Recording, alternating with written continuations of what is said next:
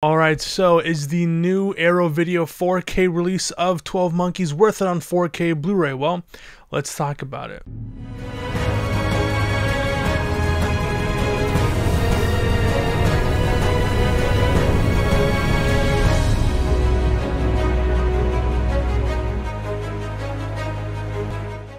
What is up, everybody? Sorry for the appearance. It is currently 4:30 in the morning. I just got done watching a whole slew of 4K Blu-rays for an upcoming video.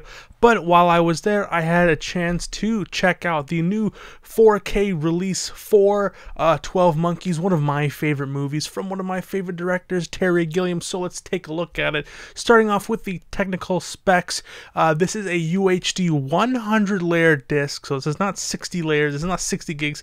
We're using a whole 100 gigs on this one, baby. It is in 2160p, filmed on 35mm with a brand new 4K scan of the original camera negatives done by Arrow Films, approved by director Terry Gilliam. This does sport Dolby Vision HDR as well as HDR10. This is in 185:1, and the audio formats are English DTS HD Master Audio 5.1 and the original uncompressed English LPCM 2.0 stereo sound system, or stereo audio track.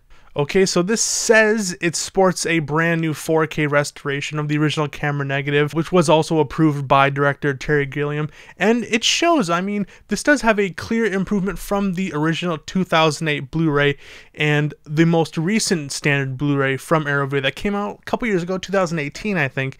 And I originally did actually think that this was a new transfer, but further researching into it, I don't know why I thought that this was a brand new, another 4K transfer, but this is actually the same 4K scan.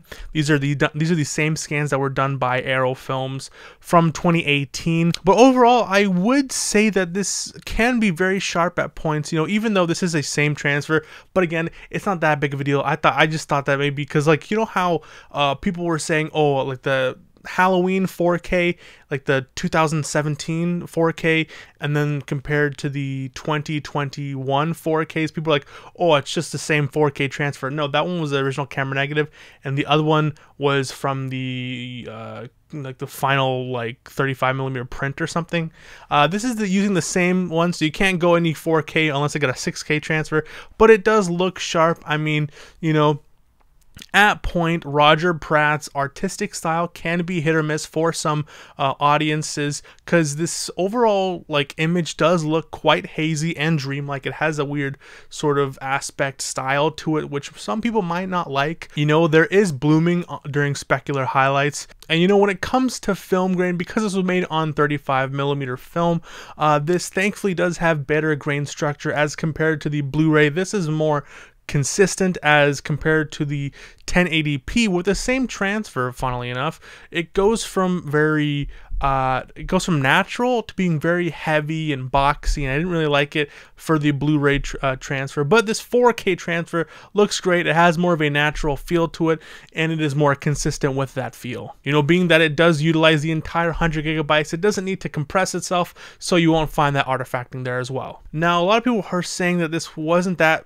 ho-hum of a transfer, but I actually disagree. I think that this is a great looking 4K. Things such as strands of hair, stitch and patchwork on clothes, and what really amazed me was these scrapes and bruises on Bruce Willis's character. You can see little details such as like the crusty bits of like dried blood.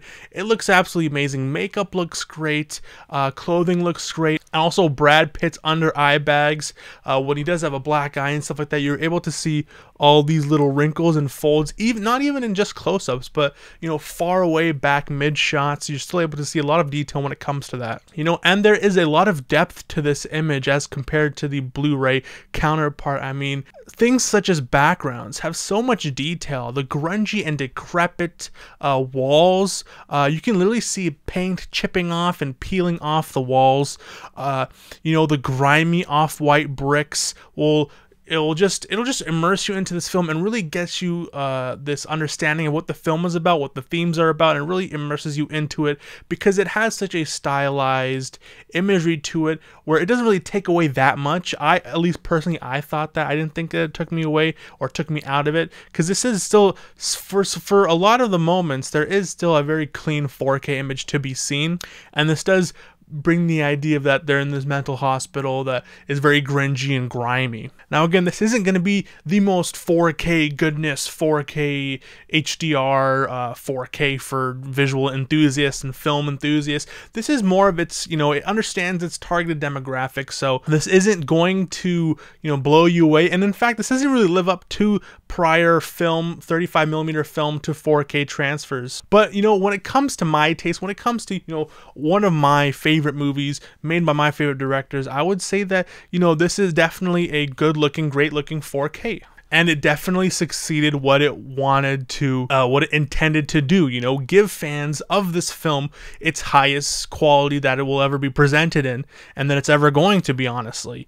Unless there's like a 6K scan, which I highly doubt. When it comes to the Dolby Vision HDR, it doesn't blow me away. I mean, the black levels are deeper and richer compared to its 1080p SDR version, but the detail can crush in certain parts. The color palette of this film, I was a bit scared because the visual aesthetic of the film has more of a bleak, diluted feel to it, but there is still some vibrancy and richness to come out of this film. I mean, there is still liveliness in faces, reds look great, blood is rich, and blues have this very nice, cool, metallic feel to it. And also the makeup stands out, so it's not just overbearing with this like filter, this different color, color timing. There is still color to be seen within this Dolby Vision HDR. It just doesn't blow me away as opposed to certain other films like Spartacus or whatever. Now finally, let's get into the audio.